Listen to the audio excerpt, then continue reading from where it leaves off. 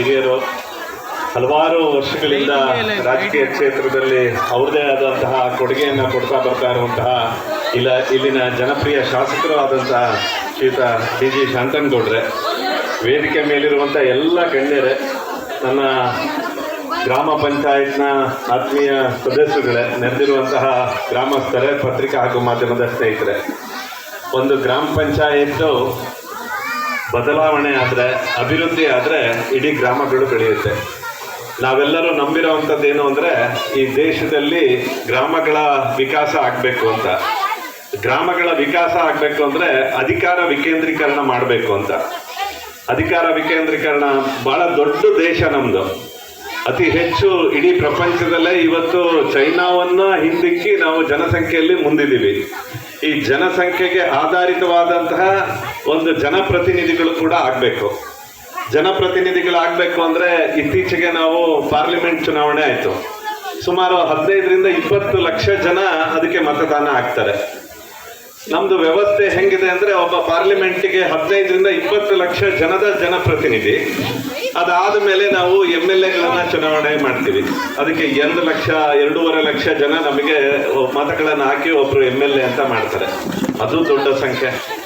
ಅದಾದ್ಮೇಲೆ ಜಿಲ್ಲಾ ಪಂಚಾಯತಿಗೆ ಒಂದು ವ್ಯವಸ್ಥೆ ಮಾಡಿದ್ದೀವಿ. ಅಧಿಕಾರವನ್ನು ವಿಕೇಂದ್ರೀಕರಣ ಮಾಡ್ಕೊಂತ ಬರ್ತಾ ಇದೀವಿ, ಒಬ್ಬೊಬ್ಬರಿಗೆ ಏನೇನು ನೋಡಬೇಕು ಅಂತ.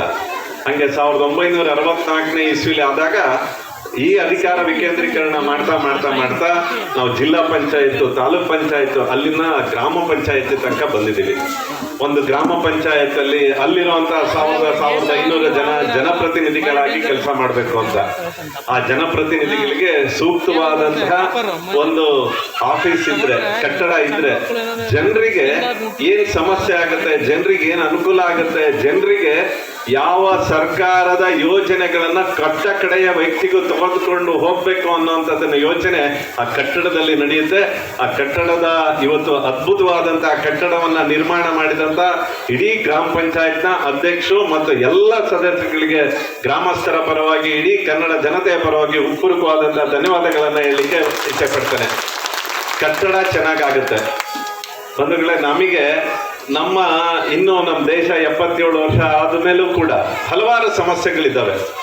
ನಮಗೆ ಬೇಕಾಗಿರುವಂತಹ ನೀರಿನ ಸಮಸ್ಯೆ ಇರ್ಬೋದು, ಸ್ವಚ್ಛತೆ ಸಮಸ್ಯೆ ಇರ್ಬೋದು, ನಮಗೆ ಬೇಕಾಗಿರುವಂತಹ ಶಿಕ್ಷಣದ ವ್ಯವಸ್ಥೆ ಇರ್ಬೋದು, ನಮಗೆ ಬೇಕಾಗಿರುವಂತಹ ಆರೋಗ್ಯದ ವ್ಯವಸ್ಥೆ ಇರ್ಬೋದು. ಇದನ್ನೆಲ್ಲದನ್ನು ನಮ್ಮ ಪಂಚಾಯಿತಿಗಳ ಮುಖಾಂತರ, ಯಾಕಂದ್ರೆ ಇಲ್ಲಿ ಕೂತಿರುವಂತಹ 17 ಜನ ಇಲ್ಲಿ ನಿಮ್ಮ ಮತಗಳನ್ನ ಪಡೆದು ಅವರು ಇವತ್ತು ಅಧಿಕಾರವನ್ನ ತಗೊಂಡಿದ್ದಾರೆ. ಅಧಿಕಾರ ಅಂದ್ರೆ ಅವರ ಜವಾಬ್ದಾರಿ. ಅದು ಜವಾಬ್ದಾರಿ ಅಂದ್ರೆ ನಮ್ಮ ಯಾರು ಅವಶ್ಯಕತೆ ಇದೆ ಅವರಿಗೆ ಏನು ಕೊಡಿಸ್ಬೇಕು ಅದನ್ನ ಸರ್ಕಾರದ ವ್ಯವಸ್ಥೆಯಿಂದ ಕೊಡಿಸುವಂತಹ ಶಕ್ತಿ ಅವರಿಗಿರುವಂಥದ್ದು. ಅವರಿಗೆ ಅಧಿಕಾರ ಇದೆ. ಆ ಒಂದು ಅಧಿಕಾರದ ಅವಧಿಯಲ್ಲಿ ಅದ್ಭುತವಾದಂಥ ಕಟ್ಟಡವನ್ನು ಇವತ್ತು ಕಟ್ಟಿದ್ದಾರೆ. ಆ ಕಟ್ಟಡದಲ್ಲಿ ಜನರ ಕಣ್ಣನ್ನ ಒರೆಸುವಂಥ ಕೆಲಸ ಆಗಬೇಕು. ಅಲ್ಲಿನ ಅಧಿಕಾರಿಗಳು, ನಮ್ಮ ಸದಸ್ಯರುಗಳು ಅದ್ಭುತವಾದಂಥ ಕಟ್ಟಡವನ್ನು ಕಟ್ಟಿದ್ದಾರೆ. ಇವತ್ತಿನ ಯುಗ, ಇವತ್ತು ಮುಂದಿನ ಯುಗದಲ್ಲಿ ಎಲ್ಲದನ್ನು ಕಂಪ್ಯೂಟರೀಕರಣ, ಎಲ್ಲದನ್ನು ಮೊಬೈಲಲ್ಲೇ ಮಾಡುವಂಥದ್ದು, ಎಲ್ಲದನ್ನು ಕಂಪ್ಯೂಟರಲ್ಲೇ. ಯಾರು ಜನ ಬೇಡ, ಅವಶ್ಯಕತೆಗಳು ಏನೇನಿದೆ ಅದನ್ನ ಅವಶ್ಯಕತೆಗಳು ನೇರವಾಗಿ ಅವರ ಅಕೌಂಟಿಗೆ ಹೋಗುವಂಥದ್ದು ಸ್ಥಿತಿಗಳನ್ನು ಕೂಡ ಆಗಿದೆ. ಒಂದೇ ಒಂದು ಗ್ರಾಮ ಪಂಚಾಯತಿಗಳ ಶಕ್ತಿಯುತವಾದರೆ, ಗ್ರಾಮ ಪಂಚಾಯತಿಗಳು ಶಕ್ತಿಯುತವಾದರೆ ಮಾತ್ರ ನಮ್ಮ ದೇಶ ಬೆಳೆಯೋಕ್ಕೆ ಸಾಧ್ಯ. ಈ ಗ್ರಾಮ ಪಂಚಾಯತಿಗೆ ಇಷ್ಟೊಂದು ವ್ಯವಸ್ಥೆಗಳನ್ನು ಮಾಡಿದ್ರೆ ಸಾಕಾಗಲ್ಲ. ಒಂದು 25 ಇಲಾಖೆಗಳ ಅಲ್ಲಿ ಒಟ್ಟು ಚಟುವಟಿಕೆ ಗ್ರಾಮ ಪಂಚಾಯತಿಗಳಲ್ಲಿ ಆಗಬೇಕು ಅನ್ನುವಂಥದ್ದನ್ನ ಈಗಾಗಲೇ ಸರ್ಕಾರ ಯೋಜನೆ ಮಾಡಿದೆ. ಅದನ್ನ ಅನುಷ್ಠಾನ ಮಾಡುವಂಥದ್ದು ನಮ್ದೆಲ್ಲರದ್ದು ಕರ್ತವ್ಯ ಆಗಿದೆ. ಆ 25 ಇಲಾಖೆಗಳ ಮೂಲಕ ನಮ್ಮ ಜನಕ್ಕೆ, ನಮ್ಮ ಗ್ರಾಮದಲ್ಲಿರುವಂಥ ಪ್ರತಿಯೊಬ್ಬರಿಗೂ ಏನು ಅವಕಾಶಗಳಿದ್ದಾವೆ, ಅವಶ್ಯಕತೆಗಳಿದೆ, ಅದನ್ನ ತಲುಪಿಸುವಂಥದ್ದು ನಮ್ದೆಲ್ಲರದ್ದು ಕರ್ತವ್ಯ ಆಗಿದೆ. ಇನ್ನಷ್ಟು ಬಲಿಷ್ಠವಾಗಿ ಮಾಡಬೇಕು ನಮ್ಮ ಗ್ರಾಮ ಪಂಚಾಯತಿಗಳ ವ್ಯವಸ್ಥೆಯಲ್ಲಿ. ನಾವು ವಿಕೇಂದ್ರೀಕರಣ ಅಂದಾಗ ನಾವು ಏನಂತೀವಿ ಅಂದ್ರೆ ಅಧಿಕಾರ ಮಾತ್ರ ಅಂತ. ಅಧಿಕಾರ ಅಲ್ಲ. ಆ ಗ್ರಾಮ ಪಂಚಾಯತಿಗಳಿಗೆ, ಆ ಗ್ರಾಮ ಪಂಚಾಯತ್ನ ಸದಸ್ಯಗಳಿಗೆ ಇನ್ನಷ್ಟು ಶಕ್ತಿ ಕೊಡಬೇಕು. ನಾವು ಇನ್ನಷ್ಟು ಅನುದಾನವನ್ನ ಕೊಡಬೇಕು. ಇವತ್ತು ಅನುದಾನಗಳ ಕೊರತೆಗಳು ಕಾಣ್ತಾ ಇದೆ ನಮಗೆ. ಈ ಅನುದಾನಗಳ ಕೊರತೆಯ ಮಧ್ಯೆ ನಮಗೆ ಸಿಕ್ಕಿರುವಂತ ಅವಕಾಶದಲ್ಲಿ ಗ್ರಾಮಸ್ಥರ ಕಣ್ಣೀರನ್ನು ಒರೆಸುವಂತಹ ಈ ಕಟ್ಟಡ ಆಗ್ಲಿ ಅಂತ ಹೇಳಿ ನನಗೂ ಈ ಕಾರ್ಯಕ್ರಮಕ್ಕೆ ಅವಕಾಶ ಕೊಟ್ಟು ಬಂದು ಮಾತಾಡಕ್ಕೆ ಅವಕಾಶ ಕೊಟ್ಟಂತ ಅಧ್ಯಕ್ಷರು ಮತ್ತು ಎಲ್ಲ ಸದಸ್ಯರಿಗೆ ನೆರೆದಿರುವಂತ ಎಲ್ಲರಿಗೂ ಧನ್ಯವಾದ ಹೇಳಿ ನಾನು ಮಾತನ್ನ ಮುಗಿಸ್ತೇನೆ. ನಮ್ಮ ವೇದಿಕೆ ಮೇಲೆ ಕುಂತರಂಥ ಎಲ್ಲ ಗಣ್ಯಮಾನ್ಯರೇ ಮತ್ತು ನಮ್ಮ ಗ್ರಾಮ ಪಂಚಾಯತಿಗೆ ಬರುವಂಥ ವ್ಯಾಪ್ತಿ ಕ್ವಾಣಂತಲಿ, ಹರಗನಹಳ್ಳಿ, ಚಿಕ್ಕೋಣಗೆರೆ, ಹೊನ್ನೂರು, ಟೆಟ್ಟಿ, ನಮ್ಮ ಹಿರೇಗುಣಿರಿ ಎಲ್ಲ ಗ್ರಾಮಸ್ಥರಿಗೆ ನನ್ನ ನಮಸ್ಕಾರ. ಮತ್ತು ನಮ್ಮ ಪತ್ರಕರ್ತ ಮಿತ್ರರೇ ಹಾಗೂ ನಮ್ಮ ತಾಲೂಕ್ ಪಂಚಾಯತಿ ಸಿಬ್ಬಂದಿ, ಗ್ರಾಮ ಪಂಚಾಯತಿ ಸಿಬ್ಬಂದಿ ಎಲ್ಲರಿಗೂ ನಮ್ಮ ಊರಿನ ಗ್ರಾಮಸ್ಥರ ಪರವಾಗಿ ವಂದನೆಗಳು. ಈಗ ನಾವು ಇದೊಂದು ಗ್ರಾಮ ಪಂಚಾಯತಿ ಕಟ್ಟಿದ್ದೇವೆ ಅಂದರೆ ನಮ್ಮೂರಿನ 17 ಜನ ಮೆಂಬರ್ರು ಸಹಕಾರ ಕೊಟ್ಟಿದ್ದಾರೆ ನನಗೆ. ನಾವು ಅಷ್ಟರು ಜವಾಬ್ದಾರಿತವಾಗಿ ನಿಂತ್ಕೊಂಡು ಮಾಡಿದ್ದೇವೆ. ನಮ್ಮೂರಿನ ಗ್ರಾಮ ಪಂಚಾಯತಿ ಅಷ್ಟರು ನಮ್ಮನ್ನ ಗೆಲ್ಲಿಸಿದಂಥ ಜನಗಳು ನಮಗೆ ಪ್ರೋತ್ಸಾಹ ಕೊಡ್ತವೆ. ಅವರು ಜನ ನಿಂತಿರ್ತೀವಿ ಮಾಡ್ರಪ್ಪ, ನಾವು ಹಿಂದದೇವಿ ಅಂದದಕ್ಕೆ ನಾವು ಜವಾಬ್ದಾರಿತವಾಗಿ ಮಾಡಿದ್ದೀವಿ. ನಮ್ಮ ಕೈಲಾದ ಸೇವೆ ಮಾಡಿದ್ದೀವಿ. ಜನಗಳಿಗೆ ಏನೇ ಕಷ್ಟ ಸುಖ ಬಂದರೂ ನಾವು ಜವಾಬ್ದಾರಿತವಾಗಿ ಪಂಚಾಯತಿಯಾಗಿ ಕೂತ್ಕೊಂಡಿದ್ದು ಜನಗಳಿಗೆ ಏನು ಬಂದಿರಿ, ಯಾಕೆ ಬಂದಿರಿ ಅಂತ ಕೇಳಿ ಗೌಡ್ರು ಹೇಳಿದ್ರು ಒಂದು ಮಾತೆ ಅಂತ, ನೀವು ಜನಗಳಿಗೆ ಕಣ್ಣು ಕಳಿಸ್ಬಾಡ್ರಿ, ಕಣ್ಣು ವರ್ಷ ಅಂತ ಬದುಕು ಮಾಡಬೇಡ್ರಿ ಅಂತ. ನಾವು ಆದರೆ ಜನಸೇವೆ ಮಾಡೋಕ್ಕಾಗಿ ನಾವು ಯಾರಿಗೂ ತೊಂದರೆ ಕೊಟ್ಟಿಲ್ಲ. ನಾವೇನೇ ಕಷ್ಟ ಸುಖ ಅಂತ ಮಾಡಿಕೊಡ್ತಿದ್ದೇವೆ. ಆಗ ಇನ್ನೊಂದು ಮಾತು, ಈಗ ಅರುಣ್ ಸರ್ ಒಂದು ನಮ್ಮ ಬಿಲ್ಡಿಂಗಿಗೆ ತಗಡಿಗೆ ಅನುದಾನ ಕೊಡ್ತೇವೆ ಅಂತ ಹೇಳಿದ್ದಾರೆ. ಹಾಗೆ ನಮಗೆ ಗೌಡ್ರು ನಮ್ಮ ಕಾಂಪೌಂಡಿಗೆ ಒಂದು ದುಡ್ಡು ಅನುದಾನ ಕೊಡ್ತೇವೆ ಅಂತ ಹೇಳಿದ್ದಾರೆ. ಹಾಗೆ ಇನ್ನೊಂದು ಗೌಡ್ರದಾಗ ಏನು ಕೇಳ್ತೇವೆ ಅಂದರೆ, ನಮ್ದು 18ನೇ ಶತಮಾನದ ಆಸ್ಪತ್ರೆಗೆ ಅದೊಂದು ಬೇಡಿಕೆ ಐತಿ, ಅದೊಂದು 2 ಎಕರೆ ನೀವು ಮಂಜೂರು ಮಾಡಿಸ್ಕೊಟ್ರೆ ಆಸ್ಪತ್ರೆ ಒಂದು ಮಾಡಿಕೊಡ್ಬೇಕು ಅಂತ ನಿಮ್ಮಲ್ಲಿ ಕೇಳ್ಕೊಂತೀವಿ. ಇದಕ್ಕೆ ಬಿಲ್ಡಿಂಗಿಗೆ ಕಟ್ಟಕ್ಕೆ ನಮ್ಮ ಹಿರೇಗೋಣಗೆರೆ ಮಾಜಿ ಗ್ರಾಮ ಪಂಚಾಯತಿ ಸದಸ್ಯರಾದ ಚಂದ್ರೇಗೌಡರು ಅವರು ಭಾಳ ಸಹಕಾರ ಮಾಡಿದ್ದಾರೆ. ಅವರೇ ನಿಂತ್ಕೊಂಡಿದ್ದು ಕಟ್ಟಿದ್ದಾರೆ. ಇದಕ್ಕೆ ನಾವು ತುಂಬ ನಮ್ಮ ಪಂಚಾಯತಿ ವ್ಯಾಪ್ತಿ ಅಷ್ಟು ತುಂಬ ಹೃದಯದಿಂದ ಅವ್ರನ್ನ ನಾವು ಇದು ಮಾಡ್ತೇವೆ. ಹಾಗೆ ಮತ್ತು ನಮ್ಮ ಗ್ರಾಮ ಪಂಚಾಯತಿ ಅರುಣ್ ಸರ್ PDO ಇದಕ್ಕೆ ಅವರು ಭಾಳ ನಮಗೆ ಅವ್ರು ನಾವು ಏನು ಕೇಳಿದ್ರು ಏನೂ ಇರಲಿಲ್ಲ. ನೀವು ಏನಾರ ಮಾಡಿ ಅಧ್ಯಕ್ಷ ಹಣ ಅದನ್ನೇ ಅಧ್ಯಕ್ಷ ಅನ್ನೋದ್ರಲ್ಲಿ ಅವ್ರು ಹಣ ಅಂತಾರೆ. ಹಣ ನೀವು ಏನಾರ ಮಾಡಿರೋಣ ಅಂತ ಏನು ಬಂದರೂ ಒಂದು ಜವಾಬ್ದಾರಿ ಐತಿ ಎಂದು ಮಾಡಿದ್ರು. ಹಾಗೆ ನಮಗೆ engineer Nagaraj sir, Yogish sir ಅವರು ನಾವು ಏನು ಹೇಳ್ತಾವೋ ಅದೇ ಟೈಪ್ ನಾವು ಹಿಂಗೆ ಆಗ್ಬೇಕು, ಹಿಂಗೆ ಮಾಡಬೇಕು ಅನ್ನೋದಕ್ಕೆ ಅಷ್ಟು ಜವಾಬ್ದಾರಿ ಯುವ ಸರ್ ಆಗಲಿ, AWS ಆಗಲಿ ಅಷ್ಟು ಹೊಂದ್ಕೊಂಡು ನಮಗೆ ಜವಾಬ್ದಾರಿಯಿಂದ ನಮ್ಮ ಮಾತು ಕೇಳಿ ಒಳ್ಳೆ ಬಿಲ್ಡಿಂಗ್ ನಿರ್ಮಾಣ ಮಾಡಿದ್ದಾರೆ. ಅದಕ್ಕೆ ನಮ್ಮ ಎಲ್ಲರಿಗೂ ನಮ್ಮ ಪಂಚಾಯತಿ ವ್ಯಾಪ್ತಿಯಿಂದ ಅವರಿಗೆ ಅಧಿಕಾರಿಗಳಿಗೆ ನಮ್ಮ ಇನ್ನೊಂದು ಹೃತ್ಪೂರ್ವಕ ಇದನ್ನು ಸಲ್ಲಿಸ್ತೇವೆ. ಆಮೇಲೆ ಇನ್ನೊಂದೇನಪ್ಪ ಅಂದರೆ, ನಮಗೆ ಗೌಡ್ರು ಎಲ್ಲ ಜನಾಂಗಕ್ಕೂ ಈಗ ಇದು ಜಮೀನಿಂದ ಹೇಳಿದ್ರು ನಾಗರಾಜಪ್ಪರು, ಅದೊಂದು ಬದುಕು ಮಾಡಿಕೊಡ್ಬೇಕು ಅಂತ ನಾ ಕೇಳಿ ಒಂದು 2 ಮಾತು ಮುಗಿಸ್ತೇನೆ. ಜೈ ಹಿಂದ್, ಜೈ ಕರ್ನಾಟಕ. ಈಗಾಗಲೇ ನಮ್ಮ ವಿಧಾನ ಪರಿಷತ್ತಿನ ಸದಸ್ಯರು ಮಾತಾಡ್ತಾ ಈ ಒಂದು ಕಟ್ಟಡ ಯಾವ ರೀತಿ ಕೆಲಸ ಮಾಡಬೇಕು, ಸದಸ್ಯರು ಏನು ಮಾಡಬೇಕು ಅನ್ನೋದ್ರ ಬಗ್ಗೆ ಸಂಕ್ಷಿಪ್ತವಾಗಿ ಈಗಾಗಲೇ ತಮಗೆ ತಿಳಿಸಿದ್ದಾರೆ. ಇವತ್ತು ಈ ಒಂದು ಭಾಗದ ಏನು ಸಾರ್ವಜನಿಕರ ಒಂದು ಕೆಲಸವನ್ನ ಮಾಡೋದಕ್ಕೆ ಒಂದು ಸುಸಜ್ಜಿತವಾದ ಕಟ್ಟಡ, ಒಂದು ಆಫೀಸ್ ಬೇಕಾಗುತ್ತೆ. ಆ ನಿಟ್ಟಿನಲ್ಲಿ ಇವತ್ತು ಉದ್ಯೋಗ ಖಾತ್ರಿ ಯೋಜನೆ ಅಡಿ ಮತ್ತೆ ತಾವು ಏನು ಕಂದಾಯವನ್ನ ಕಟ್ತೀರಿ ವರ್ಗ 1 ಅದರಲ್ಲಿ ಮತ್ತೆ ಸರ್ಕಾರದ ಒಂದು ಸಹಾಯಧನದಿಂದ ಇವತ್ತೊಂದು ಒಳ್ಳೆಯ ಕಟ್ಟಡವನ್ನ ಕಟ್ಟಿ ಇವತ್ತು ಲೋಕಾರ್ಪಣೆ ಮಾಡಿರ್ತಕ್ಕಂಥ ನಮ್ಮ ಎಲ್ಲ ಹಿರೇಗೋಣಿಗೆ ಗ್ರಾಮ ಪಂಚಾಯತಿ ಅಧ್ಯಕ್ಷರು, ಉಪಾಧ್ಯಕ್ಷರು, ಗೌರವಾನ್ವಿತ ಎಲ್ಲ ಸದಸ್ಯರಿಗೆ ನಾನು ಹೃತ್ಪೂರ್ವಕವಾದ ಅಭಿನಂದನೆಗಳನ್ನ ಸಲ್ಲಿಸ್ತಾ ಇದ್ದೀನಿ. ಇವತ್ತು ಕಟ್ಟಡ ಏನು ಬಹಳ ಚಂದ ಕಟ್ಟಿದಿರಿ. ಈ ಕಟ್ಟಡದಲ್ಲಿ ಉತ್ತಮವಾದ ಕೆಲಸಗಳು ಆಗಬೇಕು. ಸಾರ್ವಜನಿಕರಿಗೆ ಸರ್ಕಾರದಿಂದ ಬರ್ತಕ್ಕಂಥ ಸವಲತ್ತುಗಳನ್ನ ಒಂದು ಜವಾಬ್ದಾರಿಯುತವಾಗಿ ಅವರು ಕಾರ್ಯನಿರ್ವಹಿಸಿ ಅವರಿಗೆ ಸಲ್ಲತಕ್ಕಂಥ ಕೆಲಸವನ್ನ ಇವತ್ತು ಅಧ್ಯಕ್ಷರು ಮತ್ತೆ ಸದಸ್ಯರುಗಳು ಮಾಡಬೇಕಾಗತ್ತೆ ಅನ್ನೋ ಮಾತನ್ನು ಈ ಸಂದರ್ಭದಲ್ಲಿ ನಾನು ಹೇಳಕ್ಕೆ ಇಷ್ಟಪಡ್ತೀನಿ. ನಮ್ಮ ವಿಧಾನ ಪರಿಷತ್ ಸದಸ್ಯರು ಹೇಳಿದ ರೀತಿ ಇವತ್ತು ಏನು ನಾವು ಕೆಲಸಗಳು ಆಗ್ಬೇಕಂದ್ರೆ ಸಾಮಾನ್ಯ ಜನಗಳು ಇವತ್ತು MP ಅವ್ರನ್ನ, ಶಾಸಕರನ್ನೇ ಕಾಣಕ್ ಆಗೋದಿಲ್ಲ.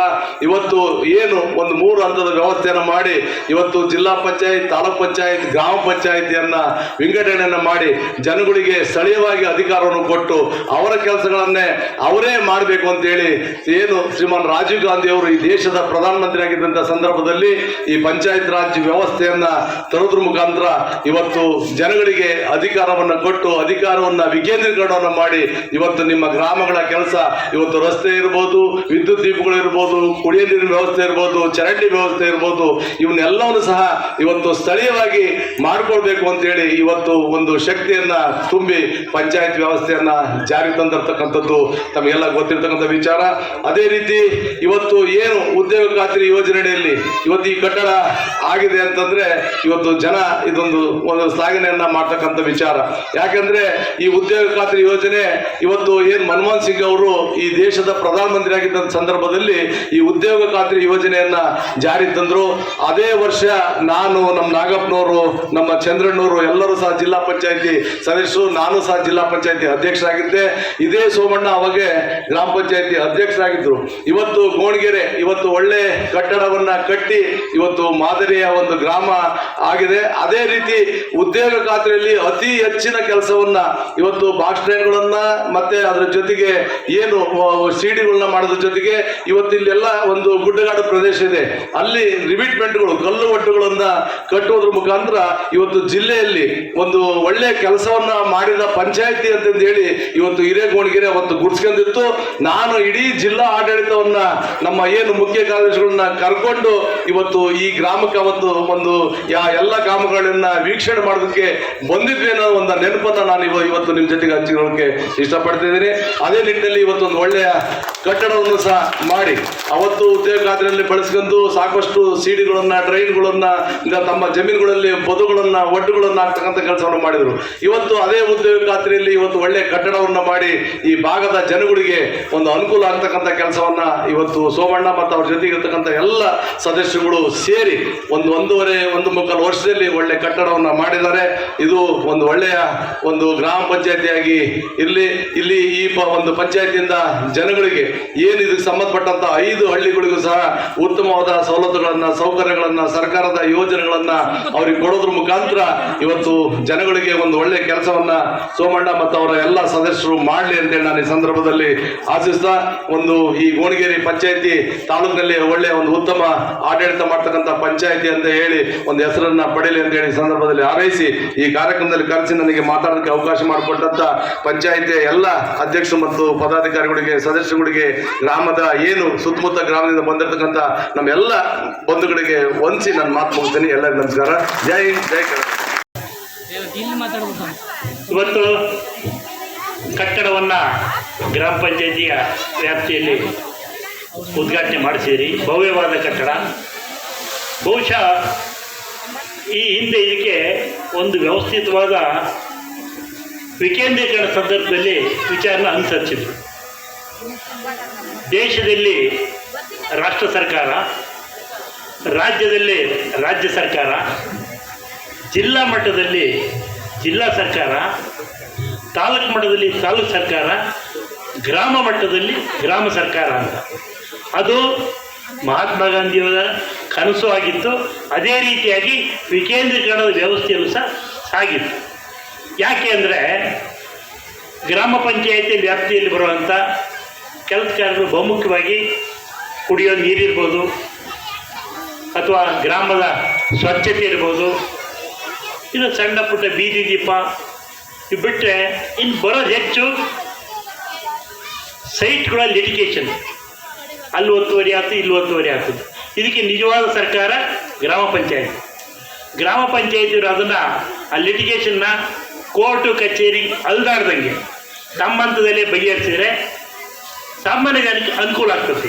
ಅದನ್ನು ಬಹುಮುಖ್ಯವಾಗಿ ಅವರು ಒಂದು ವ್ಯವಸ್ಥಿತವಾಗಿ ಅಧಿಕಾರಿಗಳ ಜೊತೆಗೆ ಚರ್ಚೆ ಮಾಡಿ ಅದನ್ನು ಬಗೆಹರಿಸಿದೆ ಸೂಕ್ತ ಅನ್ನೋ ಸಲಹೆಯನ್ನು ಅವ್ರಿಗೆ ಹೇಳ್ತಾ, ಇನ್ನು ಗ್ರಾಮ ಪಂಚಾಯತಿ ಕಟ್ಟಡ ಬಹು ವ್ಯವಸ್ಥಿತವಾಗಿ ಕಟ್ಟಿದ್ದೀರಿ. ಬಹುಶಃ ನಮ್ಮ ತಾಲೂಕಲ್ಲಿ ಇಂಥ ಕಟ್ಟಡ ಎಲ್ಲೂ ಇಲ್ಲ.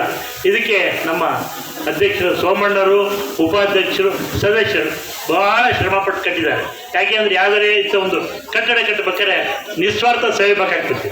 ನಿಸ್ವಾರ್ಥ ಸೇವೆ ಮಾತ್ರ ಈ ಒಂದು ವ್ಯವಸ್ಥಿತವಾದ ಕಟ್ಟಡ ಅಥವಾ ಅಭಿವೃದ್ಧಿ ಮಾಡಲಿಕ್ಕೆ ಸಾಧ್ಯ ಆಗ್ತದೆ. ಇದನ್ನು ಸೋಮಣ್ಣವರು ಹಿಂದೆ ಅಧ್ಯಕ್ಷರಾಗಿದ್ದ ಅನುಭವ ಇರೋದ್ರಿಂದ, 2ನೇ ಬಾರಿ ಅವರು ಅಧ್ಯಕ್ಷರಾಗಿರೋದ್ರಿಂದ ಎಲ್ಲ ಗ್ರಾಮ ಪಂಚಾಯತ್ ಸದಸ್ಯರು ಮತ್ತು ಈ 5 ಹಳ್ಳಿ ಭಾಗದ ಎಲ್ಲ ಮುಖಂಡರುಗಳ ಜೊತೆಗೆ ಚರ್ಚೆ ಮಾಡಿ ಇಂಥ ಒಂದು ಭವ್ಯ ಕಟ್ಟಡ ಕಟ್ಟಬೇಕು ಅಂತ ಇವತ್ತು ಕಟ್ಟಿದ್ದಾರೆ, ಉದ್ಘಾಟನೆ ಮಾಡಿಸಿದ್ದಾರೆ. ನಿಜವಾಗ್ಲೂ ಎಷ್ಟು ಅಭಿನಂದನೆ ಹೇಳಿದ್ರು ಅವರಿಗೆ ಕಡಿಮೆ ಅನ್ನೋ ಮಾತನ್ನು ಹೇಳ್ತಾ, ಈ ಒಂದು ಕಟ್ಟಡದ ಕೆಲಸ ಕಾರ್ಯಗಳು ಬಹುಮುಖ್ಯವಾಗಿ ವಿಕೇಂದ್ರೀಕರಣ ವ್ಯವಸ್ಥೆಯಲ್ಲಿ ಆಗಬೇಕು. ವಿಕೇಂದ್ರೀಕರಣ ವ್ಯವಸ್ಥೆಯಲ್ಲಿ ಆದಾಗ ಈ ಕಟ್ಟಡ ಮತ್ತು ಸರ್ಕಾರದ ಮಧ್ಯೆ ಕೊಂಡಿ ಆಗ್ತೀರಿ. ಯಾಕೆ ಇವತ್ತು ಏನಾಗಿದೆ, ಒಂದು ಕಡೆ ಶಾಸಕರಿದ್ದಾರೆ, ಶಾಂತನಗೌಡರು ಎನಿ ಟೈಮ್ ಅವ್ರು ಸಿಗ್ತಾರೆ, ಯಾವುದೇ ಕೆಲಸ ಕಾರ್ಯ ಇದ್ದರೂ ಸಹ ಮಾಡಿಕೊಡ್ತಾರೆ. ಅದನ್ನು ಉಪಯೋಗನ ಗ್ರಾಮ ಪಂಚಾಯತಿ ಅಧ್ಯಕ್ಷರು ಸದಸ್ಯರು ಮಾಡ್ಕೋಬೇಕಾಗ್ತದೆ. ಯಾಕೆಂದ್ರೆ ಇವತ್ತು ಗ್ರಾಮ ಪಂಚಾಯತಿ ವ್ಯಾಪ್ತಿಯಲ್ಲಿ ಸಾಕಷ್ಟು ಕೆಲಸಗಳು ಇರೋದ್ರಿಂದ ಅದನ್ನು ಮಾಡಬೇಕಾದ್ರೆ ಶಾಸಕರ ಮತ್ತು ನಿಮ್ಮ ಮಧ್ಯೆ ಒಂದು ಹೊಂದಾಣಿಕೆ, ಒಂದು ಕೊಂಡಿನ ಬೆಳೆಸ್ಕೊಂಡ್ರೆ ಮಾತ್ರ ಸಾಧ್ಯ. ಇಲ್ಲಿ ಬಿಡು ಶಾಸಕರು ಮಾಡ್ತಾರೆ ಅಂದರೆ ಆಗೋದಿಲ್ಲ. ಯಾಕೆಂದರೆ ನ್ಯಾಮತಿ ಮತ್ತು ಅವಳಿ 2 ತಾಲೂಕುಗಳಿಗೆ 48 ಗ್ರಾಮ ಪಂಚಾಯತಿ ಬರ್ತವೆ. 42 ಗ್ರಾಮ ಪಂಚಾಯತಿಯ ಎಲ್ಲ ಅಧ್ಯಕ್ಷರು ಸದಸ್ಯರುಗಳು ಅವರಿಗೆ ಕೆಲಸ ಕಾರ್ಯಗಳು ಕೇಳ್ತಾ ಇರ್ತಾರೆ. ಹಾಗೆ ನೀವು ಸಹ ಗೋಣಗೇರಿ ಗ್ರಾಮ ಪಂಚಾಯತ್ ಅಧ್ಯಕ್ಷ ಸದಸ್ಯರು ನಿಮಗೆ ಬೇಕಾದಂಥ ಏನು ಪಂಚಾಯತಿಯ ಅಭಿವೃದ್ಧಿ ಕೆಲಸಗಳಿದ್ದಾರೆ ಅದು ಶಾಸಕರ ಹತ್ರ ಮಾಡ್ಕೋಬೇಕು. ಇವತ್ತು ಸರ್ಕಾರ ಇದೆ, ಸರ್ಕಾರದ ಏನು ಬೇಕೋ ಸೌಲಭ್ಯ ಪಡ್ಕೊಳ್ರಿ, ಒಳ್ಳೇದಾಗ್ತದೆ. ಅದನ್ನು ಪಡ್ಕೊಂಡು ಮುಂದುವರಿಸ್ರಿ ಅನ್ನೋ ಮಾತನ್ನು ಹೇಳ್ತಾ, ಇವತ್ತು ಹಿರೇಗೋಣಗೇರಿ ಅಂದರೆ ಒಂದು ಸೌಮ್ಯವಾದ ಒಂದು ಪ್ರದೇಶ. ಯಾಕಪ್ಪ ಅಂದರೆ